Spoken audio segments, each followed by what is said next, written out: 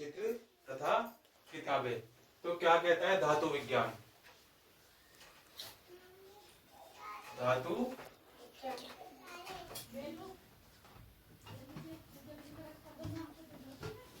धातु विज्ञान क्या कहता है?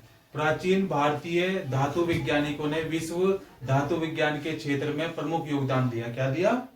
प्रमुख योग, बीच में मत बोलो बच्चे, ठीक है ना? प्रमुख योगदान दिया।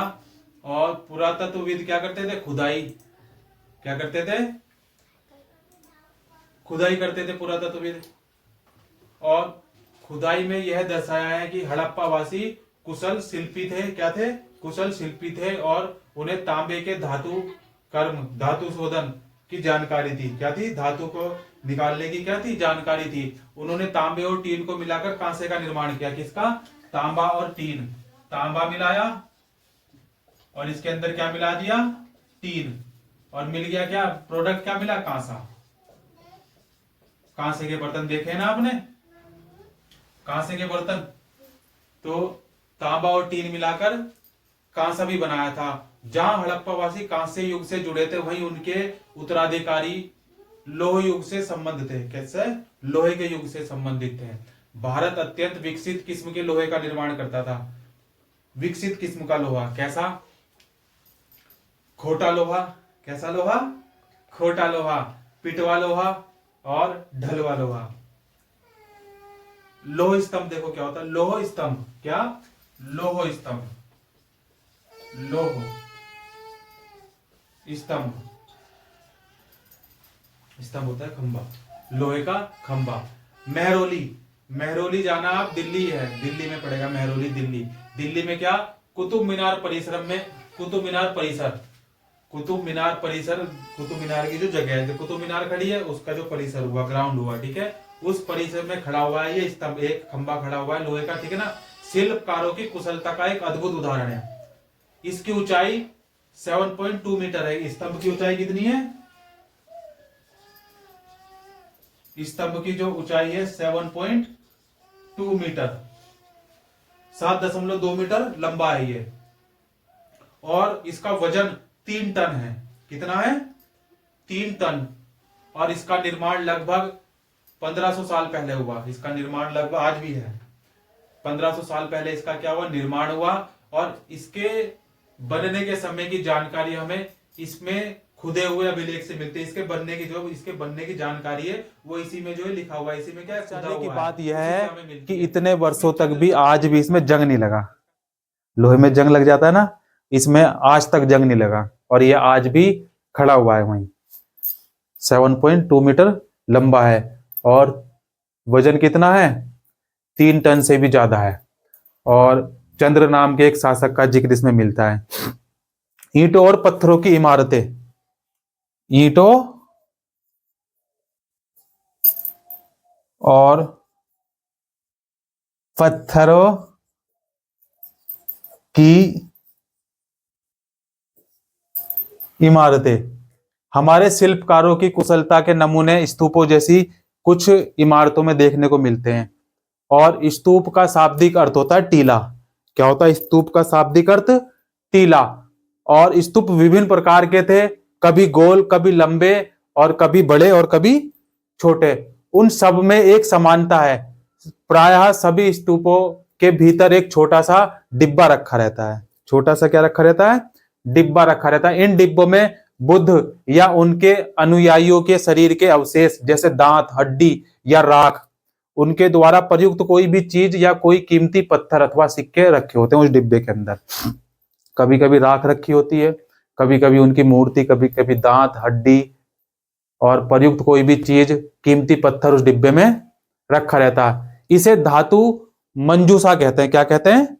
धातु मंजूषा कहते हैं। प्रारंभिक स्तूप धातु मंजूषा के ऊपर रखा मिट्टी का टीला होता था। मिट्टी का टीला होता था। बाद में टीले को ईंटों से ढक दिया गया। बाद में टीले को ईंटों से ढक दिया गया। बाद के काल में उस गुंबद नुमा ढांचे को तराशते हुए पत्थरों से ढक दिया गया। तराशते हुए किससे ढक दिया गया? पत्थरों से ढक दिया गया। प्रायः स्तूपों के चारों ओर परिक्रमा करने के लिए एक वृत्ताकार पथ बना होता है। भाई परिक्रमा करने के लिए, स्तूपों की परिक्रमा करने के लिए, उनके चारों तरफ घूमने के लिए क्या होता है, एक वृत्ताकार पथ, एक रास्ता बना होता है, जिसे क्या कहते हैं, प्रदक्षिणा पथ। क्या कहते हैं जिसे, प्रदक्षिणा पथ कहते हैं। इस रास्ते को रेलिंग से घेर दिया जाता है। किससे, रेलिंग, छोटी छोटी रेलिंग होती है ना, सीढ़ियों पे रेलिंग लगती है, छतों पे जो है रेलिंग लगती है, साइडों में ऐसी, इसे रेलिंग से घेर दिया जाता था, जिसे वेदिका कहते हैं। रेलिंग को क्या कहा गया, वेदिका।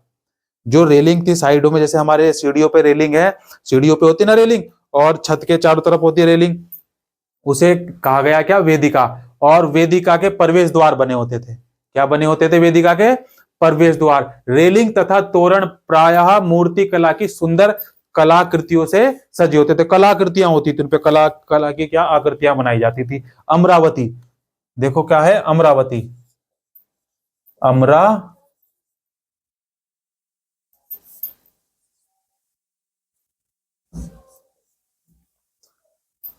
अमरावती, यहां कभी एक भव्य स्तूप हुआ करता था। अमरावती में कभी एक भव्य स्तूप हुआ करता था। लगभग 2000 साल पहले इस स्तूप को सजाने के लिए शिलाओं पर चित्र उकेरे गए। शिला पर, बड़े बड़े पत्थर की शिलाओं पर क्या किया गया, चित्र उकेरे गए। कई बार पहाड़ियों को काटकर बनावटी गुफाएं बनाई गई। मध्य प्रदेश में भीमबेटका पढ़ी थी ना हमने, भीमबेटका गुफा। और इस तरह के कई गुफाओं को मूर्तियों तथा चित्रों द्वारा भी सजाया गया, मूर्तियों द्वारा भी सजाया गया, चित्रों द्वारा भी सजाया गया। और मूर्ति कला हमारी जो है प्राचीन काल से ही चली आ रही है। इन मंदिरों में विष्णु, शिव तथा दुर्गा जैसे देवी देवताओं की पूजा होती थी। कौन कौन से देवता, शिव, दुर्गा, विष्णु, देवी देवताओं की क्या होती थी, पूजा होती थी। और मंदिरों का सबसे महत्वपूर्ण भाग होता था गर्भगृह। कौन सा होता है, मंदिर का जो महत्वपूर्ण भाग होता है, मंदिर का महत्वपूर्ण भाग होता है गर्भगृह। गर्भगृह महत्वपूर्ण भाग होता है, जहां मुख्य देवी या देवता की मूर्ति को रखा जाता है। मुख्य देवी या देवता की मूर्ति को रखा जाता है। इसी स्थान पर पुरोहित धार्मिक अनुष्ठान करते हैं और भक्त पूजा करते हैं। धार्मिक अनुष्ठान होता है इसी जगह पर, और भक्त क्या करते हैं, पूजा करते हैं। अक्सर गर्भगृह को एक पवित्र स्थान के रूप में दिखाने के लिए भीतर गांव जैसे मंदिरों में उनके ऊपर काफी ऊंचाई तक निर्माण किया जाता था, जिसे शिखर कहते हैं। क्या कहते हैं, शिखर। मंदिर के ऊपर देखा ना शिखर होता है, उसे शिखर कहते हैं। शिखर के निर्माण के लिए जो कठिन कार्य के लिए सावधानी पूर्वक योजना बनाई जाती थी। अधिकतर मंदिरों में मंडप नाम की एक जगह होती थी। क्या होती थी, मंडप। देखा ना, शादी मंडप होता है ना, मंडप नाम की एक जगह होती थी। और यह एक सभागार होता था। क्या होता था, सभागार। एक तरह की जगह है जहां पर लोग रहकर क्या करते थे, इकट्ठा होते थे और सभा करते थे। लोग इकट्ठा हुए और मीटिंग। महाबलीपुरम और ऐहोल, इन शहरों में पत्थरों से बने कुछ उत्कृष्ट मंदिर हैं। महाबलीपुरम जाएंगे आप, वहां पे पत्थरों से बने हुए उत्कृष्ट मंदिर हैं। ऐहोल में भी मंदिर हैं। स्तूप या मंदिर किस तरह से बनाए जाते थे, ये देखो, स्तूप या मंदिर किस तरह से बनाए जाते थे। स्तूपों तथा मंदिरों को बनाने की प्रक्रिया में कई अवस्थाएं होती थी। उनके लिए काफी धन खर्च होता था। भाई मंदिर बनाने के लिए बहुत पैसा खर्च होगा, इसलिए आमतौर पर राजा या रानी ही इन्हें बनवाने का निश्चय किया करते थे। राजा या रानी ही पहला काम अच्छे किस्म के पत्थर ढूंढकर शिलाखंडों को खोद कर निकालना होता था। भाई बड़े बड़े पत्थर जो है उन्हें खोद कर निकालना है। फिर मंदिर या स्तूप के लिए सोच विचार कर तय किए गए स्थान पर शिलाखंडों को पहुंचाना है। भाई कोई पत्थर कहीं से लाए, फिर उसको मंदिर बनाने की जगह पर भी तो ले जाना है। और इन सब के तैयार हो जाने पर सही जगह पर उन्हें लगाना काफी मुश्किल होता था। और इस तरह के शानदार ढांचों का निर्माण करने वाले शिल्पकारों को सारा खर्च संभवतः राजा और रानी ही देते थे, क्योंकि राजा रानी के पास ही बहुत पैसा हुआ करता था अधिकतर। तो राजा रानी ही इन मंदिरों को और स्तूपों को बनवाया करते थे। इसके अतिरिक्त इन स्तूपों या मंदिरों में आने वाले भक्त जो उपहार साथ लाते थे, उनसे इमारत की सजावट की जाती थी। भाई कोई गिफ्ट लाया तो उससे क्या है, मंदिर की सजावट की जाएगी। जैसे हाथी दांत का काम करने वाले श्रमिक के संघ ने क्या किया, सांची में एक अलंकृत प्रवेश द्वार तोरण बनाने का खर्चा दिया। एक प्रवेश द्वार बनाने का खर्चा दिया किसने, हाथी दांत का क्या काम करता था, उसने तोरण बनाने का खर्च दिया। इसकी सजावट के लिए पैसे देने वाले वालों में व्यापारी भी होते थे, कृषक भी थे, और माल बनाने वाले भी थे, इत्र बनाने वाले थे, लोहार थे, सुनार थे, कई स्त्री पुरुष शामिल थे, जिनके नाम खंभों की रेलिंग तथा दीवारों पर गुदे हैं। जिन्होंने भी इसमें दान दिया या किसी प्रकार से मदद की, तो उनके नाम जो इनकी रेलिंग पे गुदे हुए हैं, लिखे हुए हैं, उन्हीं से हमें तो जानकारी मिली है। इसलिए जब तुम इन स्थानों को कभी देखने जाओ, कभी इन स्थानों को देखने जाओ, अब मेहरौली का स्तंभ लेकर कभी देखने जाओ, तो उस पर देखना जिसने भी उसमें जो है क्या क्या पार्टिसिपेट किया, उसमें दान दिया, उसमें काम किया, उनके नाम वहां पर लिखे हुए हैं, उनके नाम वहां पर लिखे हुए हैं। तो कभी भी देखने जाओ तो याद रखना कि सारे लोगों ने इन्हें बनाने और सजाने में अपना योगदान दिया, उनके नाम सब लिखे हुए हैं। जिसने भी सजाने में, उसे बनाने में योगदान दिया, लिखे हुए हैं उनके नाम। चित्रकला, चित्रकला, अब देखो चित्रकला कौन करता है? कलाकार करता है? नहीं, कलाकार करता है चित्रकला। अजंता, चित्रकला की बात अगर हम करेंगे तो आ जाती है अजंता। अजंता एक्सप्रेस भी है, ट्रेन का नाम है अजंता। यह वह जगह है जहां के पहाड़ों में सैकड़ों सालों के दौरान कई गुफाएं खोदी गई।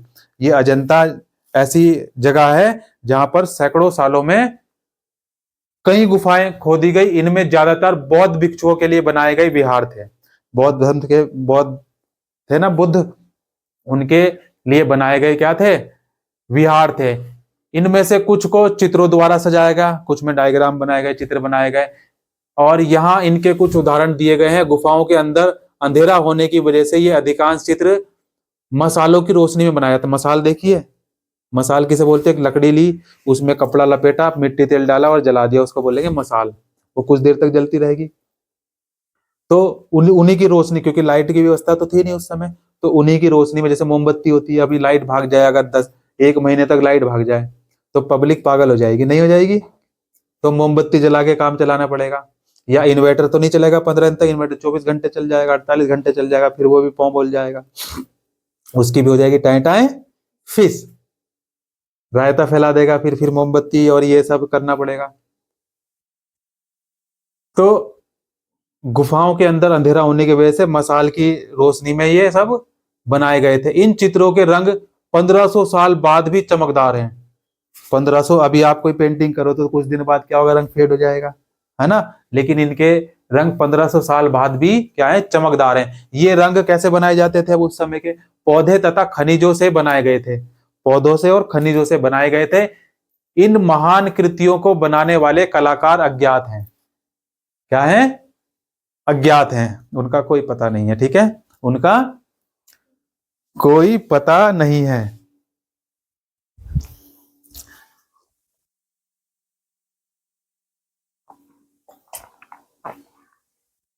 क्या कहती है पुस्तकों की कहानी? किसकी कहानी? पुस्तकों की कहानी। एक था राजा, एक थी रानी, दोनों मर गए, खत्म कहानी। नहीं, इस युग में कई प्रसिद्ध महाकाव्यों की रचना हुई। इस युग में कई प्रसिद्ध महाकाव्यों की रचना हुई। इन उत्कृष्ट रचनाओं में स्त्री पुरुषों की वीर गाथाएं तथा देवताओं से जुड़ी कथाएं हैं। स्त्री पुरुषों की वीर गाथाएं हैं और देवताओं से जुड़ी कथाएं। करीब 1800 साल पहले एक प्रसिद्ध तमिल महाकाव्य हुआ। कौन सा तमिल महाकाव्य हुआ? उस महाकाव्य का कहाँ का था? तमिल का। क्या नाम था उसका महाकाव्य का? शिल्पाधिकम। शिल्पाधिकम,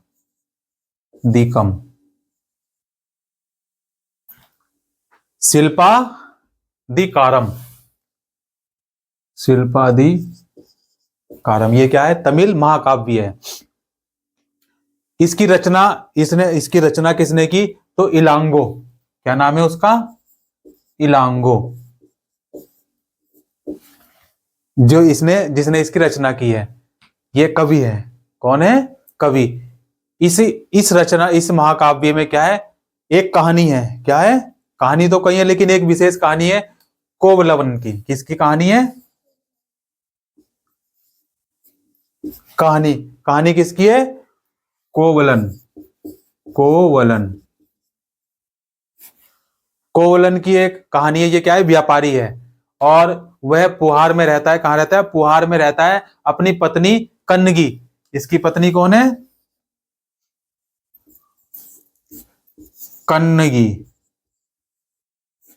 कन्नगी इसकी पत्नी, और रहता कहां पे? पुहार में, पुहार में रहता है। और कन्नगी की उपेक्षा कर वह एक नर्तकी माधवी से प्रेम करता है। किससे प्रेम करता है? ये प्रेम करता है माधवी से,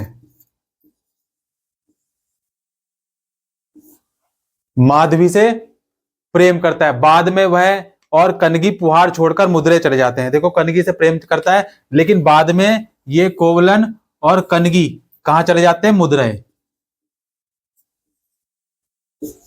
कहां चले गए? ये मुद्रे चले गए। और वहां पांड्य राजा के दरबारी कवि जोहरी ने क्या किया? जब ये मुद्रे चले गए तो यहाँ का जो मुद्रे का राजा था, ठीक है ना, दरबारी जोहरी ने क्या किया? इस पर चोरी का इल्जाम लगा दिया, झूठा आरोप लगा दिया, चोरी का झूठा आरोप लगा दिया, जिस पर राजा ने क्या किया? इसको प्राण दंड दे दिया। क्या दे दिया? प्राण दंड दे दिया। और कन्नगी जो अभी भी उससे प्रेम करती थी, इस अन्याय के कारण दुख और रोष से भर गई। भाई, इसको तो प्राण दंड दे दिया, अब जो इसकी प्रेमिका थी, कौन थी प्रेमिका? तो माधवी थी, लेकिन कन्नगी, इसकी पत्नी का नाम क्या था? क्या नाम था इसकी पत्नी का? कन्नगी। और कन्नगी जो अभी भी उससे प्रेम करती थी, इस अन्याय के कारण दुख और रोष से इसको बहुत गुस्सा आया। भाई, इसको चोरी का आरोप लगा के प्राण दंड दे दिया राजा ने, तो इसको गुस्सा आया। अब इसने क्या किया? इसने मुद्रे शहर का विनाश कर दिया। कन्नगी ने क्या करा? मुद्रे शहर का विनाश कर दिया, विध्वंस कर दिया एकदम। क्या कर दिया? विध्वंस कर दिया। और एक और तमिल महाकाव्य मिला। एक तो महाकाव्य ये हो गया, एक और मिला महाकाव्य, कौन था? मणि मेखलई। मणि मेखलई, मणि मेखले भी इसको कहा गया, ठीक है। करीब 1400 साल पहले सतनार ने लिखा। इसको किसने लिखा? सतनार। और इसका नाम कहीं कहीं पर मिलता है शीतले सतनार। शीतले सतनार द्वारा इसको लिखा गया। और इसमें कोवलन तथा माधवी की कहानी है। इसमें किसकी कहानी है? कोवलन और माधवी की। जो माधवी प्रेमिका है इसकी, प्रेम करता है माधवी से, तो इसकी कहानी किसमें? इस वाली पुस्तक में। और लिखा किसने इसको? शीतले सतनार ने इसका लेखक है। ये रचनाएं कई सदियों पहले ही खो गई थी। ये रचनाएं कई सदियों पहले ही खो गई थी। उनकी पांडुलिपियां दोबारा लगभग 100 साल पहले मिली। 100 साल पहले मिली। अन्य लेखक जैसे कालिदास भी संस्कृत में लिखते हैं। और मेघदूतम का एक श्लोक है, कालिदास की है मेघदूतम। कौन सी है कालिदास की? मेघदूतम। और इसके साथ ही हम जो है इस भाग को क्या करते हैं? समाप्त करते हैं।